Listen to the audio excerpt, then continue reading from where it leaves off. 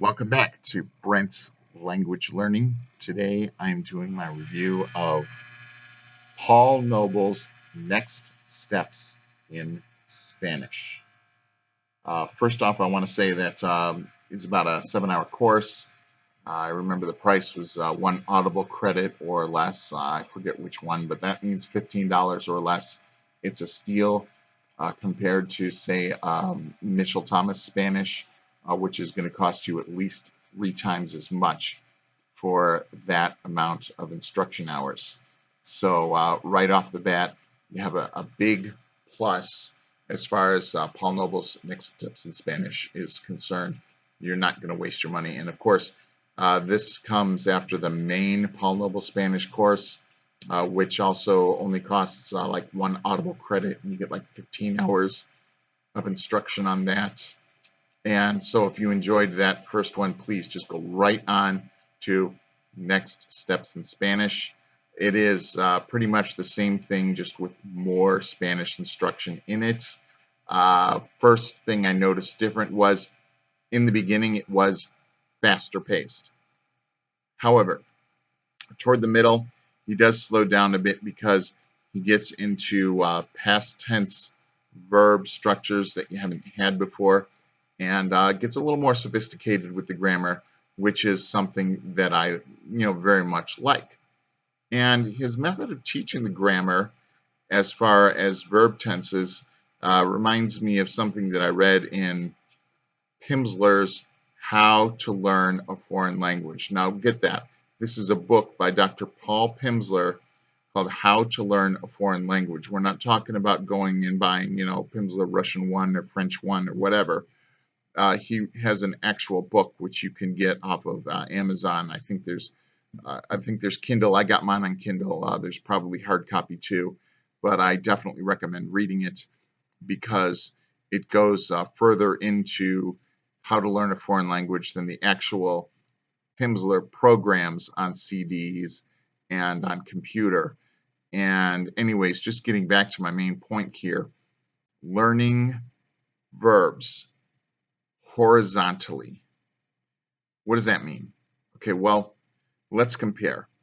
You start your first day in Spanish class and they go and they put the verb estar on the board, the temporary present, the temporary, not present, but the temporary tense of to be, and then they show you all the conjugations of it, right?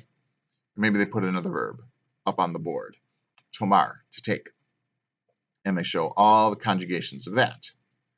And each time you learn a new verb, you learn all the conjugations of that one verb. Well, what Pimsleur said in his book is that you learn a tense, and then you learn a whole bunch of verbs in that tense. So let's say you learn the past tense, the first person past tense of one verb in the course, then you learn a whole bunch of other verbs in that exact same tense. Now, this is, of course, superior to the standard classroom way because when you think about it, what would you rather know? A whole bunch of verbs in one tense or a whole bunch of tenses of only one verb?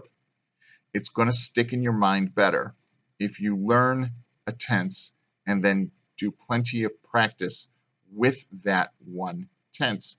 And that's what he does. And he doesn't outright say, this is what I'm doing or why, but I mean, I could just tell that that's what he's doing because not only have I read about it in Paul Pimsleur's book, but also I've seen it demonstrated in Margarita Madrigal's Magical Key to Spanish, where she talks about a verb tense in a chapter and then goes through a bunch of verbs in that one tense. A very highly effective method of teaching verb tenses, and it doesn't surprise me at all that Paul Noble adopted this. And of course, I don't think he invented it. He doesn't claim to invent it. He just does it in his course, and it's very, very effective. Now, if you are watching this and you're considering, like, say, getting next steps in French or next steps Italian, next step German, next step Chinese, I want to tell you, no, I have not done all of those courses. What I have done is the main Paul Noble French, the main Paul Noble Spanish, and the main Paul Noble Mandarin. And after doing those and doing this one Next Steps course in Spanish, I can tell you that the quality of Paul Noble is consistent. He always does the same thing, the same model. He instructs the course. He tells you what the words mean, etc. He gives a pause and then has a native speaker say it after the pause so that you can see if you got it correct. And he just does that same thing over and over: lather, rinse, repeat, instruct, question, confirm. It's an extremely effective way of learning. And of course, this method of learning is also used in Mitchell Thomas courses. Of course, where Mitchell Thomas is concerned, what you're going to get is the instructor asks a question to a student. You'll hear the student's mistake, and you will pause the recording and try to say it before listening to the student's mistake, and then a native speaker will say it. Pimsleur actually has it the best way, although it is frenetically fast-paced Pimsleur. It's highly structured, and there's not as much instruction in Pimsleur. But what I like most about Pimsleur is that Pimsleur will ask you, how do you say this in Spanish? There will be a pause. Then the native speaker will say it, and then there will be another pause for you to either say it again for practice, or if you said it wrong, for you to then say it correctly. Now, just as a personal message to Mr. Noble, I don't have any direct way of communicating with Paul Noble, but if you're there, Mr. Noble, or you're watching this, or any of your people are watching this video, please edit your courses so that there is a pause after the native speaker speaks, and you will achieve perfection in your course. Now, for those of you who've been doing my language learning method, the 4 steps, which you can learn about by watching any of my other videos practically.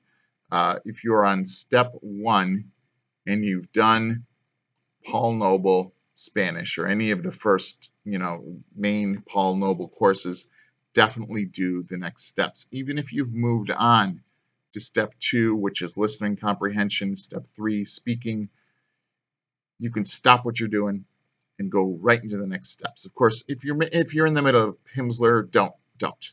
Okay.